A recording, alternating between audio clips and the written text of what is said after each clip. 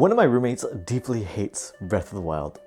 More accurately, she hates Tears of the Kingdom, but overall, I think she just hates what makes the core of both of these games.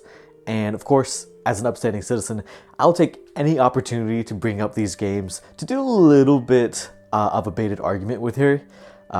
Very noble, I know. From my understanding, her disdain for these games can be broken down into two things here. First off, she doesn't really think that either of these games represents what she believes a Zelda game should be, which, totally fair. I've never really played a Zelda game outside of these. She's the fan, I'll take her word for it. The second thing is that she doesn't believe that the game is fun. She genuinely believes that the games are unfun, which I think is insane, but I think the core of that, we kind of like, after baiting out, this conversation for like the 50th time, we realized we think that she just doesn't like open world games. Again, totally fair for her to have that opinion.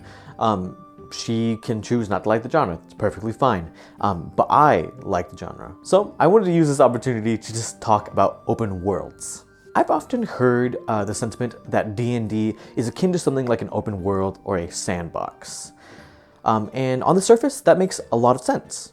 D&D as a game played in our mind palaces doesn't have to abide to things like invisible walls, limited map boundaries, limited dialogue options, and linear storytelling.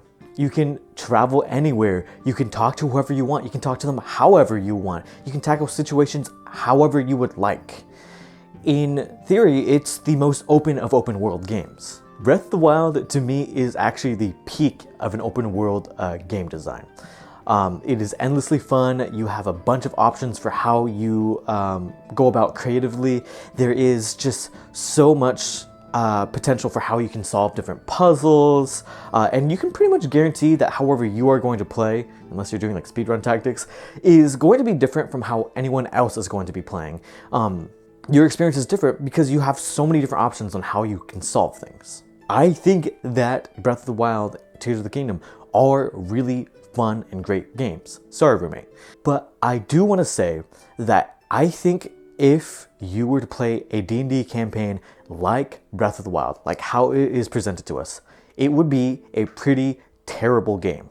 And that's because realistically, I don't think that D&D should function as a sandbox.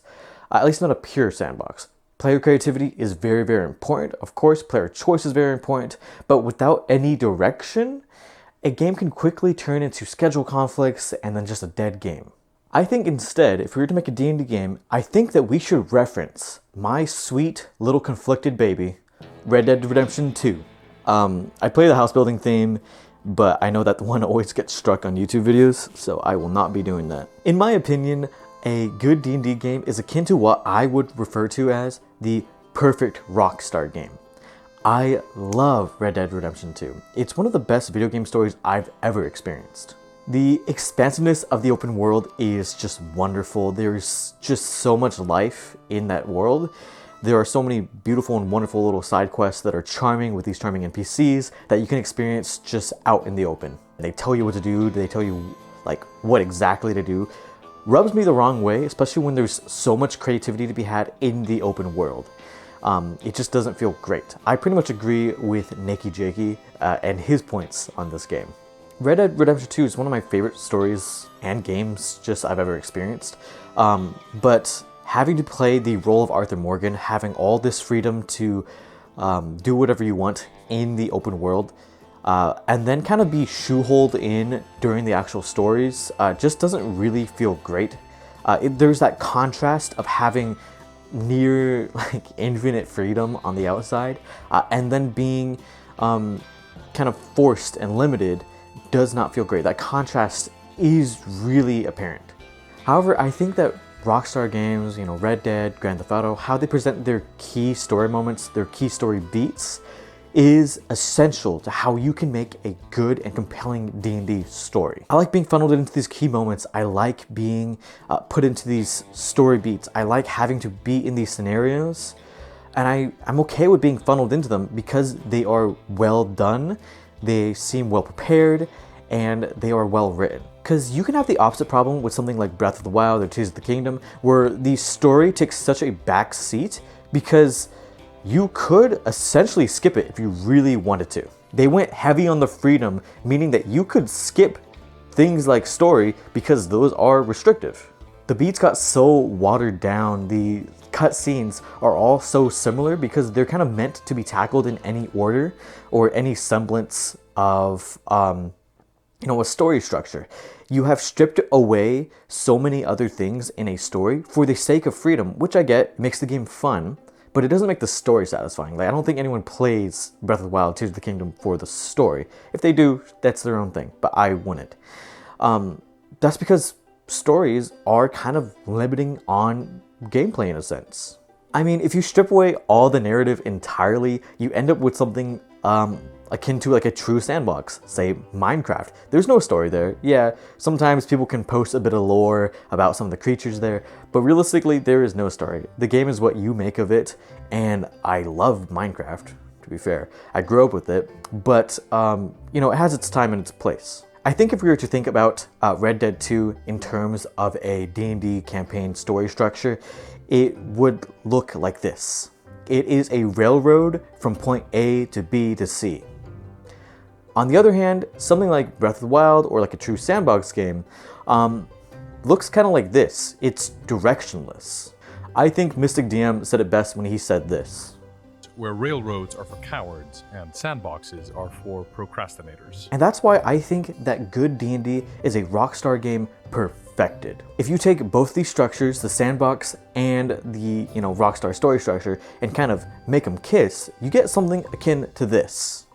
In this case, you still have story beats. You still have things that your characters should eventually engage with and have specific scenes with, but they also have just an infinite combination of ways that they can actually approach all of those problems while still having your open world to explore. They can approach any scenario with any different set of companions, different NPCs, different equipment. They could always prepare things before they actually go into doing anything. They can go through different entrances that maybe you didn't necessarily intend on. It could be they're coming in from the chimney. There are so many different ways for creativity while still funneling them into a story beat that you would like. It's like a Rockstar game, except you don't have all those different markers telling you which companions to talk to, which area to drop off your cart. All these stupid yellow markers telling you exactly where to go. There was no limitations on that. The players have the full creative freedom on that. They just need to get to the actual encounter first. Think Baldur's Gate 3. You have so many different options for how you actually get to boss fights. You do have to get to those boss encounters, but you can have a whole entirely different team based on your decisions from before. You can have an entirely different set of items and equipment before you even get there. You could entirely skip certain parts of the fight just based on how you actually talk to the enemies. You could enter in through like uncommon means. For example, when I killed certain enemies, I would go through the roof or things like that. Instead of going through the front door, I'd sneak in when they weren't expecting it. Those kind of things, you have the freedom to choose. But the fact that I had to deal with that person, that one was something that I had to do. This is freedom with direction. You might ask if this is still just railroading, but in my opinion, you are not making any of the players' choices for them. You simply, as a DM, have a set of events that are going to happen in the world regardless of what the players do. That's because the players don't move the entire world. The world still moves on regardless if the players take action or not. But you do have to keep those events kind of vague so that you aren't being too precise with it. For example, if you have a BBEG, eventually you probably want some kind of final encounter with that BBEG for your players. You as the DM decide that, yeah, that'll probably be an encounter that the players eventually get to, but you as the DM do not decide how they do that or why they do that. You pretty much just, you have this character in the world that will encounter them. It could be in so many different various ways, but the player's choice is how they actually engage with that. The ideal D&D game is a game where your story as a DM is still being engaged with in some way, like they are hitting story beats that you would like, because again, as a DM, you are a player, and then the players have infinite freedom on how they actually tackle that problem. It's a win-win. So over the course of the game, you could have a map with so many things for your players to do, but eventually or somehow, they're gonna hit the key locations that you want them to go to because, well, again, you're a player too. This doesn't necessarily have to be like super big story beats either. It could be from session to session. Let's say perhaps you have like a blacksmith NPC that you put a lot of work in and you want the players to meet. You don't tell the players how they are going to meet them, when they're going to meet them, or why they're going to meet them, but your players can totally choose whenever, like however they would like to engage with that content. If they end up not engaging with the content, or you're running out of time, you could of course just let your players know above game, because again, communication in this game is everything. So just tell them that you want them to talk to this NPC because you put a lot of work into it. And again, you're a player too, and you deserve to have your story told. And if your players are cool, they will find a way to get there in character in a way that would make sense for their character. They have the full freedom on that. It's freedom with direction. So what I'm saying is, as a DM, you're gonna have a lot of cool stuff that you want to funnel your players to. Just give them the freedom to do that, but make sure that they understand that it's important for you that they actually get there.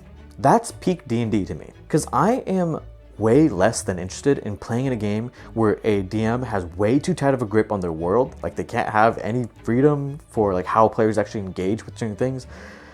And I'm also not interested in a game where a DM just has no plan and just fully lets us sandbox, because that just, it feels directionless. A nice Goldilocks middle ground is perfect. I don't have too many like personal anecdotes for this one. I just have a few like personal bosses and like big bads that my players need to eventually get to, and how they approach it is however they want. For example, I had set up for the game that they were going to travel from one town to another, and they were going to do it however. They decided they wanted to riverboat the entire way down instead of taking kind of like the obvious forest way path. And that's totally fine. That's what they wanted to do. They found a boat, they repaired it, and then they took a riverway down to the city that I'm planning on having them do. I didn't intend for them to do that, but for them, it's satisfying to make the rolls to find a boat, to repair a boat, because that was their choice. They know they need to get to that boss. They know they need to do like these encounters, but they still felt like they had freedom to approach that how they wanted to. And that is great. Thank you so much for watching.